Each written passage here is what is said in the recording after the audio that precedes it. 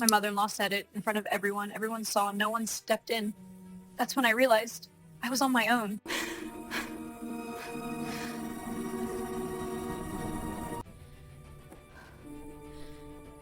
This ends tonight.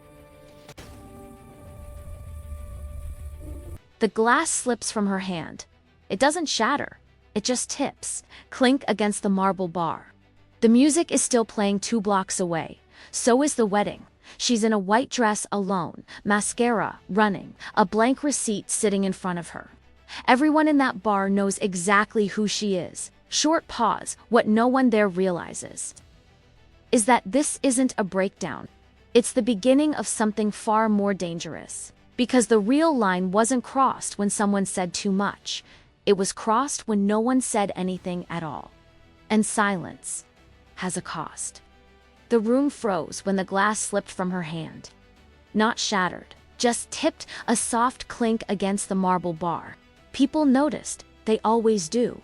The band didn't stop playing. The champagne tower was still glowing under warm lights. $100,000 worth of flowers surrounded a woman who suddenly couldn't breathe. She wasn't supposed to be there. She was supposed to be smiling on the dance floor. Instead, she stood at a bar 2 blocks away from her own wedding reception. Mascara streaked, shoulders folded inward, staring at a receipt she hadn't signed yet, and everyone in that bar knew exactly who she was. Pause. Let me take you back, because that moment didn't come out of nowhere. It never does. I'm Emily Carter. I've planned weddings for over 15 years. High budget, low budget, discreet old money affairs, and loud new money celebrations. I've seen families implode quietly. I've seen them do it publicly, and when people ask me what ruins weddings, they expect me to say whether logistics, vendors. I don't. It's money. And who thinks they own it? From the very beginning, this wedding felt weighted. You know that sensation when you walk into a room and something invisible presses against your chest? Like you're being evaluated before you've said a word. Charleston does that sometimes. Historic venues, legacy families, a social memory longer than anyone wants to admit. This reception was held in a restored hall downtown, all polished wood floors, crystal chandeliers, and a guest list that looked like a donor registry. The budget was just under $320,000. That's not unheard of here. What was interesting was how it was divided. The bride, Brooke Lancaster, and the groom, Ethan Lancaster, were paying for less than half of it themselves, about $140,000. The rest came from his family. On paper, that looked generous, supportive, traditional. In practice, it was leverage. Have you noticed how money stops being a gift the moment it's discussed in public? The comments started before the reception officially began. Small things, sharp things. The kind of remarks that land just quietly enough that only the intended target hears them. The dress was custom. $18,000. Hand-fitted, elegant, restrained. Brooke looked stunning, effortlessly so, which, in some rooms, is a problem. I was standing near the seating chart when I heard it, a voice pitched just low enough to sound conversational. Interesting choice. I suppose minimalism is popular now. When budgets are tight, budget's tight. Let me pause here and ask you something. If someone else pays for part of your wedding, how much of you do they think they've bought? Because that question matters. Throughout cocktail hour, the tone sharpened. Remarks about Brooke's upbringing, her parents' professions, the way she held her glass, the way she laughed. None of it screamed, all of it sliced. Professionally, I've learned to watch body language more than faces. Brooke's smile stayed in place, but her shoulders crept upward, her hands fidgeted. She started positioning herself near walls instead of open spaces. That's a stress response, a quiet one. The kind people miss if they're not looking for it. The accusations came dressed as concern. I just worry she doesn't fully understand what she married into. She's changed him. He used to call every day. You know, when someone grows up without certain standards, it shows eventually. And here's the part where people usually interrupt me and say, well, weddings are stressful. People say things, yes, they do. But stress doesn't invent contempt, it reveals it. By the time dinner service began, Brooke had barely eaten. Her plate went untouched, $240 per guest, and she couldn't bring herself to lift a fork. Someone commented on that too. That's the thing about public pressure, it compounds. Every reaction becomes proof. Every silence becomes guilt. At one point, I watched Brooke excuse herself to the restroom. When she came back, her eyes were glassy, not crying yet, holding. Have you ever held yourself together so tightly that you felt like you might crack audibly? Because that's where she was. And then came the speech. Not an official one, nothing with a microphone, just a toast at a table close enough to be overheard. The worst kind. It referenced sacrifice, investment, family expectations, words that sound benign until you realize they're being aimed. I saw Brooke's hand tremble. Just once. She looked toward Ethan. He was mid-conversation, laughing, unaware or unwilling to notice. That's another question I want you to sit with. At what point does not seeing become a choice? 10 minutes later, she was gone. No announcement, no dramatic exit. Just an empty chair and a clutch left behind. People noticed that too. Someone joked about fresh air. Someone else speculated about nerves. A third person said she's always been sensitive. Always. I found out later she walked out of the venue.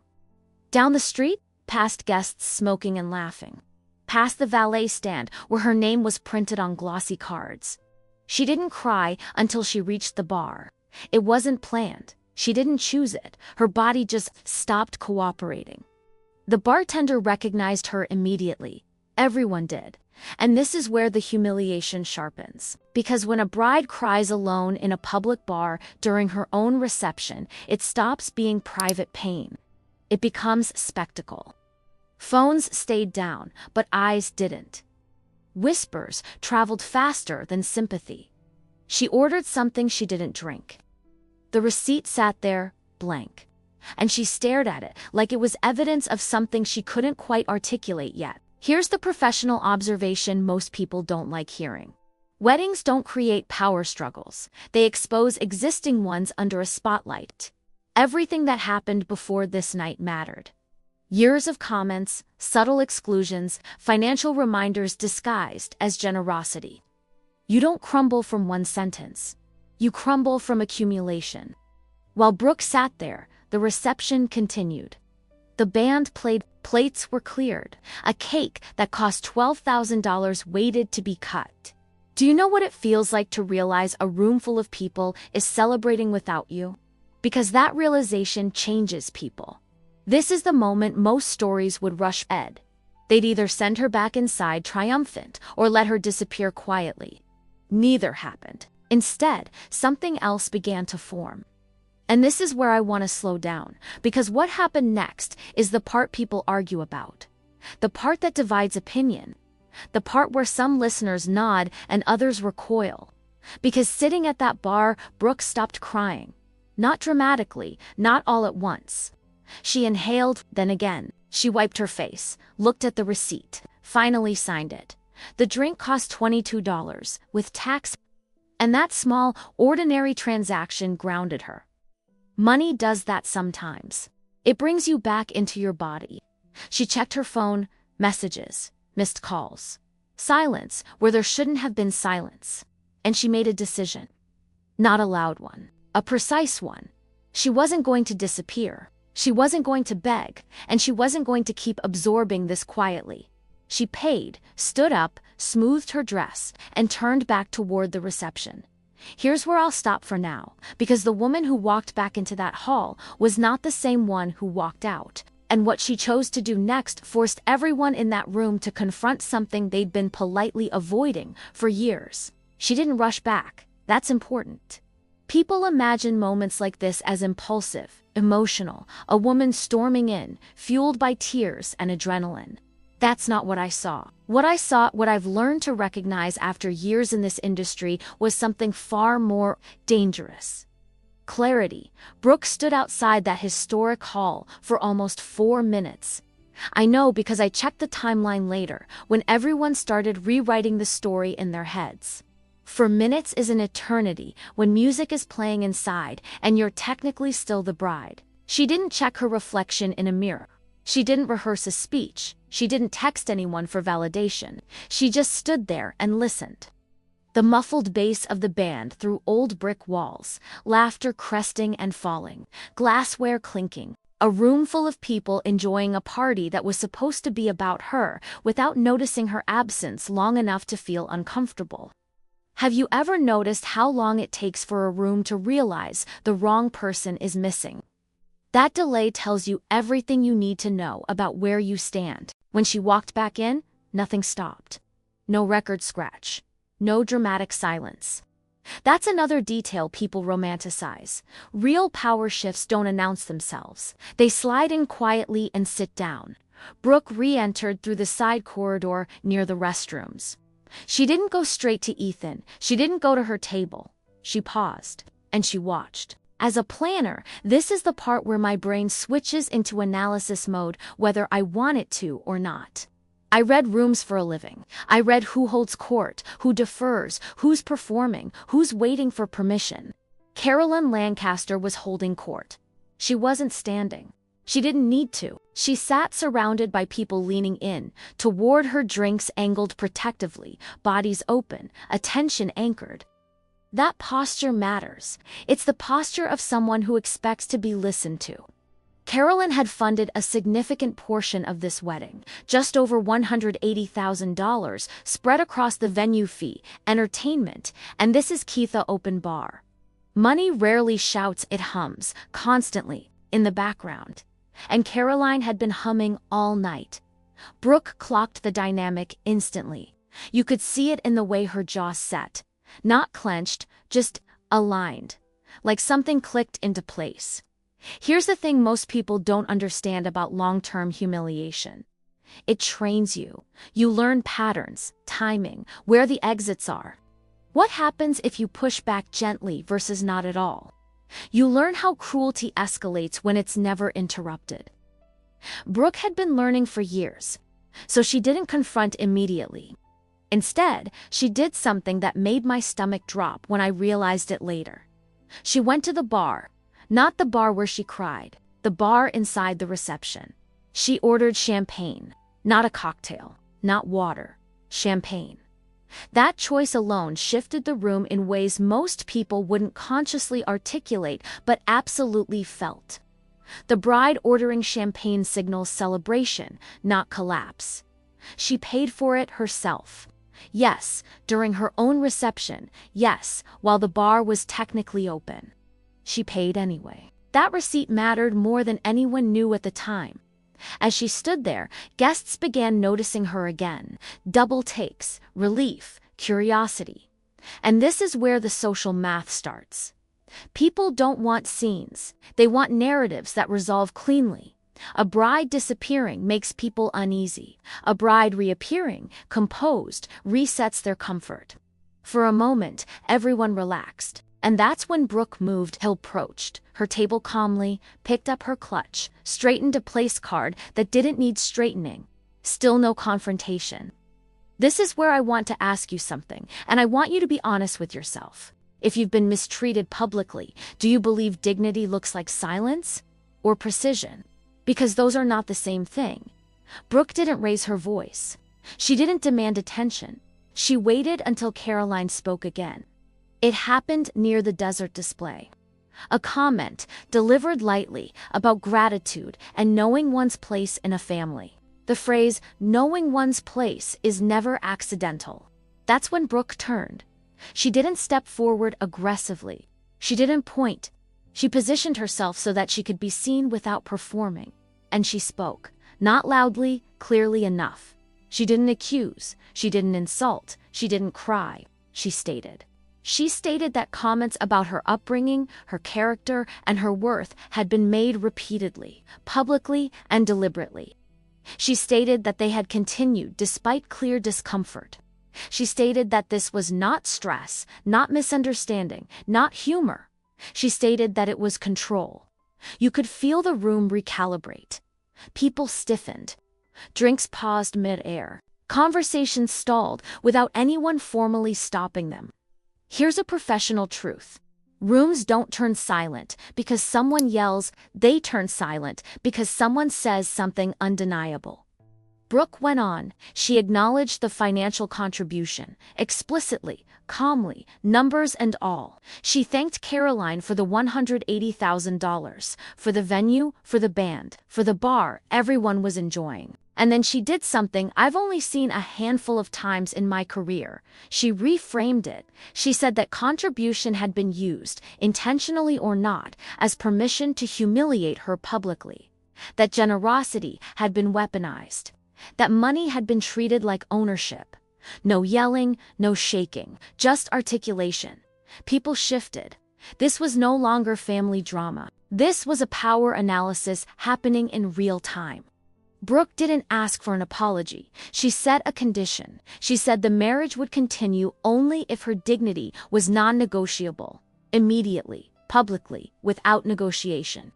And she said that Caroline would no longer have leverage over her life, her marriage, or her decisions, financial or otherwise. This is where I saw faces change. Because ultimatums scare people when they're spoken calmly. Caroline smiled at first. A tight one, the kind that assumes authority will reassert itself naturally. It didn't, because Brooke didn't stop. She clarified that she and Ethan had already restructured their finances. That future contributions would not be accepted. That boundaries were no longer theoretical. She didn't reveal every detail. She didn't need to. She revealed enough. And then she stopped talking. That silence was intentional. Silence forces the other party to move. Caroline attempted to laugh it off, a joke about wedding emotions. No one joined in. That's when the social humiliation truly began. Because the room didn't rally around power, it waited. People waited to see who would fold. Here's the thing about public confrontations at weddings. They're never just between two people.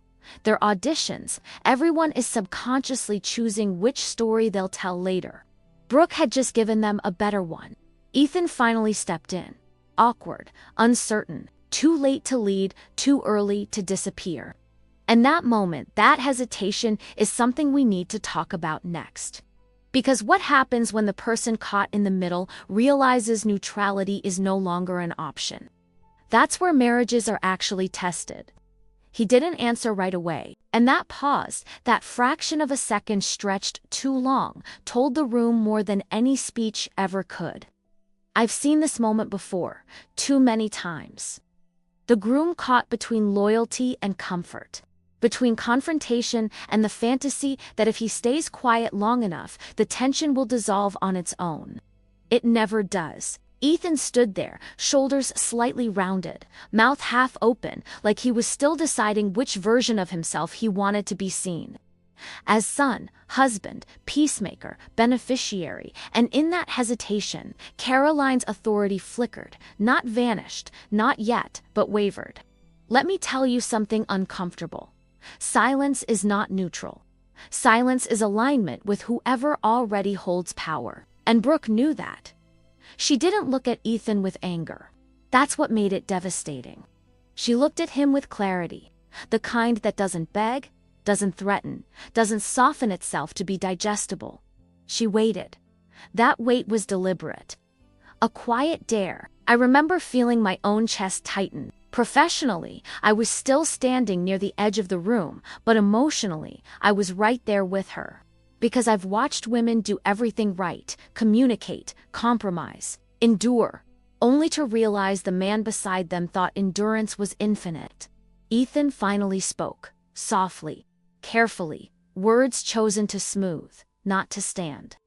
He said something about not tonight, about family, about everyone being emotional.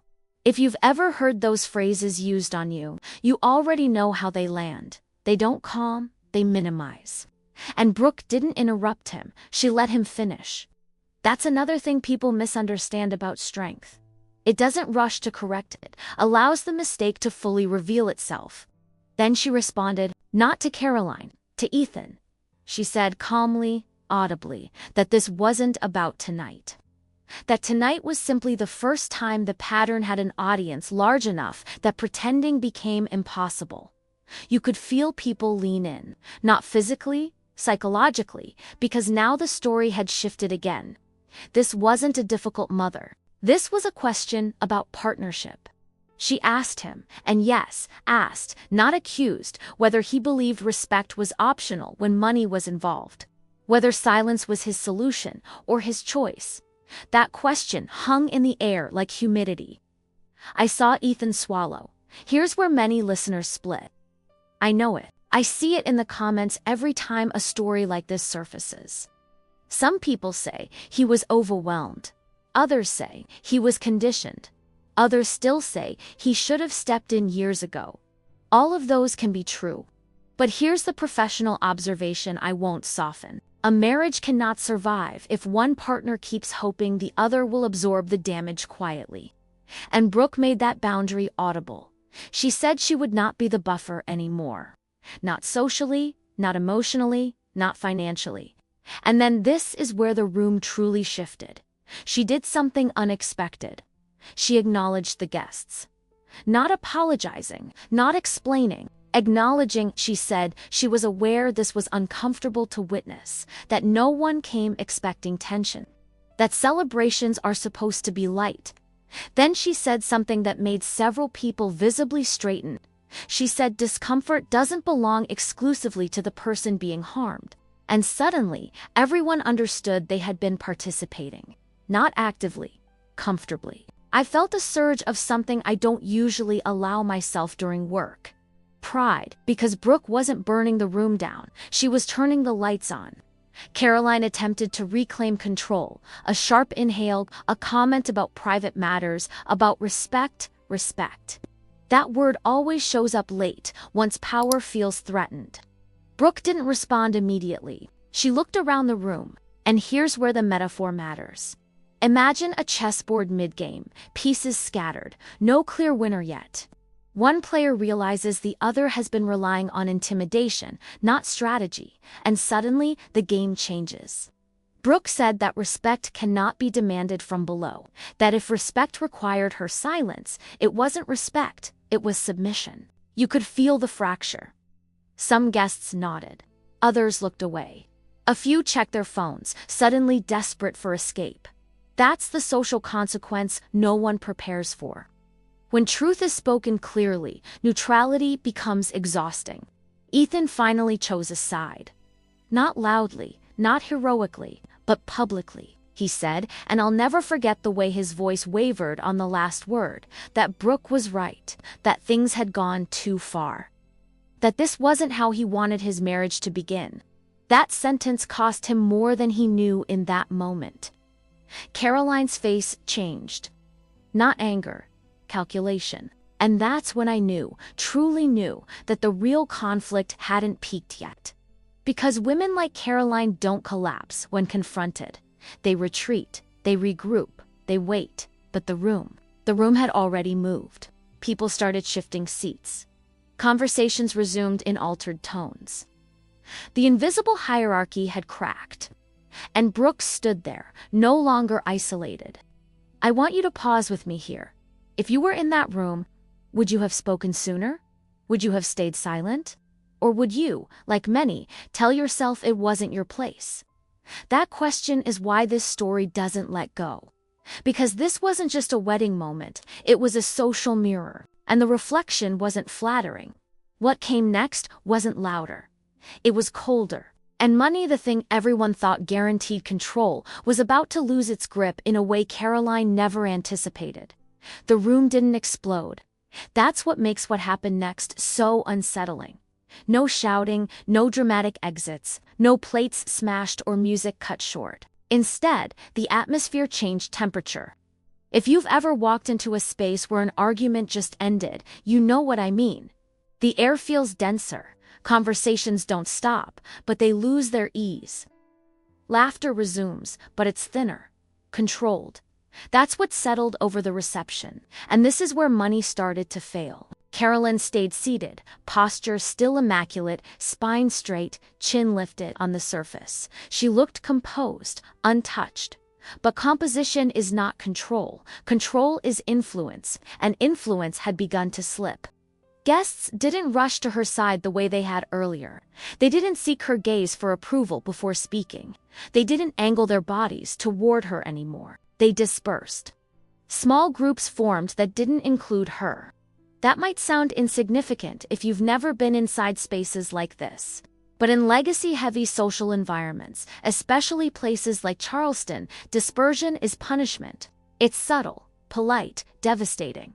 I've watched social standing evaporate without a single raised voice. This was one of those times. Someone I recognized from the donor list leaned toward another guest and whispered something. A woman near the bar shook her head slowly, lips pressed tight. The universal signal of that crossed a line. Caroline noticed. Of course she did. People like her are exquisitely attuned to shifts in attention. They build identities around it. And here's the part that made my stomach knot. She smiled again, not warmly, strategically. She began reminding people indirectly of her contributions. A comment here about the band she'd booked, a remark there about the open bar she insisted on. That hum I mentioned earlier. It got louder, but the frequency had changed. It no longer soothed. It irritated, because once power is questioned publicly, reminders feel desperate.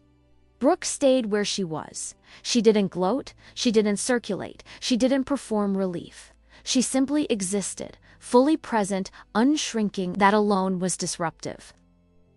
Ethan hovered close, unsure what his role was, now that neutrality had been exposed as insufficient. I watched him reach for her hand, then hesitate, then finally take it. That gesture mattered. Not romantically, politically, because it signaled alignment. And alignment changes who feels safe speaking. I heard someone, a distant cousin, I think, say something about boundaries in a tone that suggested agreement, not criticism. Another guest murmured that they had always felt uncomfortable, but didn't know how to say it. That's how social permission works. Once someone breaks the silence, others admit they've been holding their breath too. Caroline attempted a different tactic, victimhood, a sigh, a comment about being misunderstood, about wanting what's best, about everything she's done. Here's the professional truth I want you to sit with. When someone lists their sacrifices in response to harm, they're not explaining, they're billing. And Brooke didn't take the invoice. She didn't respond at all. She turned her attention to someone else, asked a simple question about dessert, laughed softly. That might have been the most shocking moment of the night, because indifference is the one thing power cannot negotiate with. I felt a rush of admiration I didn't try to suppress, not just for Brooke, but for the way she understood timing. She wasn't trying to win the room, she was letting the room decide, and it was deciding. Money can buy spectacle, it can buy compliance, it can even buy silence for a while. But it cannot buy legitimacy once it's been publicly reframed as coercion. Caroline still had wealth, still had status, still had a last name etched into buildings and boards. But she had lost the narrative, and narrative is where real power lives. I noticed something else too. People started treating Brooke differently.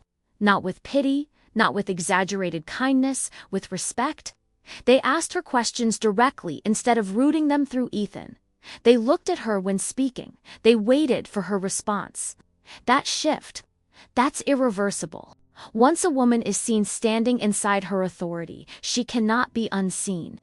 Caroline sensed it slipping further and tried one last maneuver, proximity.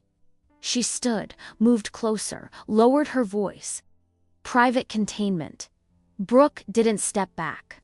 She also didn't step forward. She held her ground like someone who had already made peace with losing what never truly belonged to her. I've seen this moment end marriages. I've seen it end relationships for years. But I've also seen it do something else, clarify. And what came next wasn't dramatic, it was logistical. Which, in my experience, is where power struggles truly resolve. Because logistics don't care about feelings. They care about structure. And Brooke was about to dismantle the structure Caroline had been standing on all along. Before I continue, I need to pause, just briefly, and I want to be very honest with you. This is the first time I'm telling a story like this in this format. No interviews, no cutaways, no one else filling the space. Just me, my experience, and the patterns I've seen play out behind closed doors and, sometimes, very publicly. If this story is pulling something out of you, agreement, discomfort, anger, recognition, I want to know. Truly, this is one of those moments where perspective matters. Share this episode with someone who would understand it without explanation. Leave a comment telling me where you stood while listening. Tell me if you disagreed with me. Tell me if you felt seen. Because the way these stories land and what we choose to talk about openly shapes what keeps happening quietly. All right, let's go back to that room. What people rarely understand is that power doesn't actually live in moments like speeches or confrontations. Those moments just make it visible. Real power lives in paperwork, in accounts, in who signs what, in who can walk away without flinching. And Brooke understood that instinctively. The reception eventually found a new rhythm. Not joyful, not broken, something in between, a kind of social autopilot. People ate dessert. The band adjusted their set list. Photos resumed, though fewer people were eager to pose near Caroline now. On the surface, the night continued. Underneath, the architecture had shifted. Brooke didn't announce anything else. She didn't need to. She stayed composed, present, observant. I noticed her checking her phone once, briefly, then slipping it back into her clutch without reaction. That was the moment I knew this wasn't improvised courage. This was preparation. You don't dismantle financial control in real time unless you've already mapped the exits. After the final song played and the guests began filtering out, I watched Caroline try to reclaim narrative again. A few parting remarks, a reminder of everything she'd done, a suggestion of a brunch the next morning. Brooke smiled politely, didn't commit. That distinction matters. Because agreement is currency too. Later, and when I say later, I mean hours later. Once the lights were down and the venue staff had started breaking things apart, Brooke and Ethan didn't go to the suite Caroline had arranged. They went somewhere else, a different hotel. Booked under Brooke's name, paid for with her card. That wasn't about luxury. That was about authorship. I found out afterward that the honeymoon itinerary Caroline had gifted them first-class flights. Private transfers, prepaid excursions, had been quietly canceled earlier that week. Not as retaliation, as precaution. Brooke had paid the cancellation fees herself, nearly $9,000. Most people would call that wasteful. I don't. I call it buying freedom wholesale. Because once money is disentangled, behavior has to stand on its own. And Caroline's behavior couldn't. Over the following weeks, the shift accelerated. Caroline attempted check-ins framed as concern. Brooke responded politely, briefly, without offering access. Ethan began attending fewer family obligations. When asked why, he didn't over-explain. That's another form of power, refusing to perform justification. Financially, the restructuring was clean and decisive. Joint accounts funded solely by Brooke and Ethan. No help, no backstops, no open-ended offers disguised as safety nets. There's a myth that independence has to be loud to be effective. It doesn't, it just has to be complete. Carolyn tested boundaries anyway. A comment about investments, a suggestion about property, an offer to handle something inconvenient. Each time, the response was the same.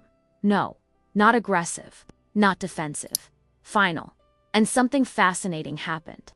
Without money as leverage, Caroline's words lost weight. They sounded like what they had always been beneath the polish. Opinions, unenforceable ones.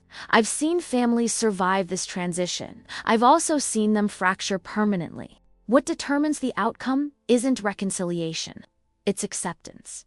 Caroline never accepted it. She withdrew socially, but not quietly. She told her version, a story about being pushed out, about ingratitude, about a bride who changed everything. But stories told without witnesses don't travel far. Brooke and Ethan stayed visible, unbothered. They didn't counter-narrate. They lived. And living well without someone's permission is the most destabilizing thing you can do to a control-driven person. Here's the part that still lingers with me. Months later, I ran into a guest from that wedding, someone who'd watched the entire thing unfold from a distance. They said, "I think about that night more than I should." So do I. Because that reception wasn't just about a marriage. It was about what happens when a woman decides that dignity is not something she negotiates for comfort. And the question that keeps echoing, the one I'll leave you with, is this: how much of your silence has been funded by someone else's money? I understand exactly why you stopped me here, because no, this cannot be the end yet. If someone stayed with this story until now, they didn't come for a neat conclusion. They came because something in this hit close. Too close. And endings like that need space, breath, time to echo. So let me slow this down. And let me be very honest with you, not as a planner, but as a woman who has watched this exact dynamic replay itself in different cities. Different budgets, different accents, and always the same emotional cost. After that night, people like to imagine peace, distance, healing montages. That's not how it works. What happens after public confrontation is quieter, heavier, and far more revealing. Brooke didn't suddenly become untouchable. She became visible, and visibility has consequences. In the months that followed, Caroline didn't scream. She didn't show up unannounced. She didn't send cruel messages anyone could screenshot. She did something far more corrosive. She erased Brooke. No invitations addressed directly to her. No mention of her name in family updates. No acknowledgement of milestones unless Ethan prompted it. If you've ever been on the receiving end of that kind of exclusion, you know how disorienting it is, because it doesn't feel like an attack. It feels like being slowly edited out of a life you were already living in. And here's where my voice shifts, because this part still makes me angry. People romanticize cutting off toxic family members. They talk about it like flipping a switch. They don't talk about the grief. The grief of realizing the person who hurt you is also the person who will never apologize. The grief of accepting that dignity sometimes costs you the fantasy of reconciliation. Brooke grieved that, quietly. Not because she doubted her decision, but because clarity doesn't cancel loss. Ethan struggled too, in a different way. And this matters. He wasn't suddenly liberated by choosing his wife publicly. He was confronted with years of emotional outsourcing, with the realization that keeping the peace had always meant someone else absorbing the damage. I've seen this moment break marriages. Because accountability doesn't just ask, "Will you defend me?" It asks, "Why didn't you before?" Those are harder conversations, the kind you can't perform in front of guests, the kind that happen late at night when there's no villain present to blame. They went to counseling. Real counseling, not crisis-driven, not performative. And this is where some listeners push back and say, "That's too forgiving." Maybe. But here's my professional perspective, and you don't have to agree with me. Ethan didn't grow up with emotional freedom. He grew up with conditional approval tied to obedience and financial proximity. Unlearning that doesn't happen overnight. What mattered was that Brooke stopped buffering him from the consequences of that conditioning. She didn't manage his guilt. She didn't translate his silence. She didn't soften his mother for him anymore. She let him feel it, and that changed him more than confrontation ever could. Caroline, meanwhile, didn't disappear. She recalibrated. She began telling a story where she was the generous matriarch betrayed by a manipulative outsider. A story where money had been offered in love and rejected in arrogance. And here's the part people underestimate. That story worked on some people. If you think every social circle rewards integrity, I have unfortunate news. Some people sided with Carolyn, quietly, politely, with statements like, "We don't really know what happened," or "Family dynamics are complicated." Those people drifted out of Brooke's life. Not dramatically, naturally. And Brooke let them go. That's another cycle people don't talk about enough. When you set boundaries, you don't just lose the antagonist, you lose the spectators who preferred your silence. And I watched Brooke, slowly, steadily, build a different ecosystem around herself. Friends who didn't flinch at her clarity. Holidays that didn't require emotional armor. A marriage that wasn't subsidized by anyone else's expectations. Financially, they felt the shift to no fallback money means no illusion of safety. They budgeted harder, made decisions more carefully, turned down opportunities that came with strings attached. And yet, and this is crucial, Brooke told me later that she slept better than she ever had. Let me ask you something personal now. When was the last time you slept deeply without bracing for someone else's reaction? Because that's often the real cost of control, not the money, the vigilance. Years later, people still reference that wedding. Not always kindly, not always accurately, but always with a certain pause, because something happened there that couldn't be undone. A woman refused to absorb humiliation politely. And once that happens in a social group, everyone recalibrates what's acceptable. That's why stories like this linger. Not because they're dramatic, because they're disruptive. I want to say something directly to you now, and this is where my voice is no longer neutral at all. If you recognized yourself in Brooke, in the silence, in the tight smile, in the moment where you realized you were being publicly diminished and privately expected to endure it, you're not weak, you're trained. And training can be unlearned, but only if you're willing to disappoint people who benefit from your compliance. That's the part no one puts in wedding vows. That dignity doesn't come with applause. That clarity can cost you rooms you thought you belonged in. That money given with conditions is not generosity, it's governance. Brooke didn't win because Caroline lost. Brooke won because she stopped playing a game she never consented to. And if that makes you uncomfortable, if part of you is still thinking, but couldn't she have handled it more quietly? I want you to sit with that.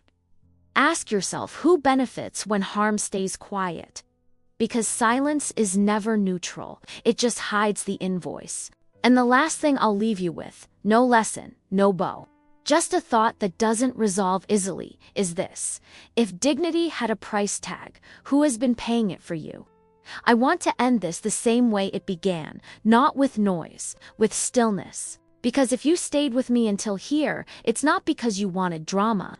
It's because something in this story locked onto you and didn't let go. So let me close the circle. That bar. The one where Brooke cried. Months later, she went back. Not by accident. She was in Charleston again for work. Same street. Same time of day. She walked past it, paused, then went in, sat at the same counter, ordered the same drink, $22. This time, she drank it. She told me there was no rush of emotion, no cinematic release, just a quiet awareness of distance between who she was that night and who she is now. That's what resolution actually looks like. Not fireworks. Space. The wedding didn't end that night. The marriage didn't end that night. The family didn't magically heal. But the illusion did. And once illusions break, they don't get rebuilt the same way. Caroline never regained the power she had before. Not because Brooke fought harder, but because Brooke stopped participating in the system that rewarded her. Ethan didn't become perfect. He became accountable, which is rarer and more fragile and far more real. And Brooke, she didn't become louder. She became unmovable. That reception crowd watched a bride cry at a bar. But what they didn't see, what no one ever sees in real time, is the moment someone decides they're done negotiating their worth. That part happens quietly, internally, irreversibly. Now I'm going to do something I don't usually do. I'm going to ask you directly. If you're still here, I want to know why. Did you agree with Brooke? Did you think she went too far? Did you feel angry at Ethan? Did you recognize Caroline in someone you know, or someone you used to be afraid of? And I want to know something else too. Do you want more stories like this? Not shorter, not lighter, not easier. But this format, this depth, this kind of uncomfortable clarity. Your comments tell me whether these stories stay private or keep being told out loud. I'll leave you with one final thought, the one that completes the circle for me. That receipt at the bar was never about a drink. It was about the first moment Brooke paid for something herself that no one could take away. And once you've done that once, you never really go back.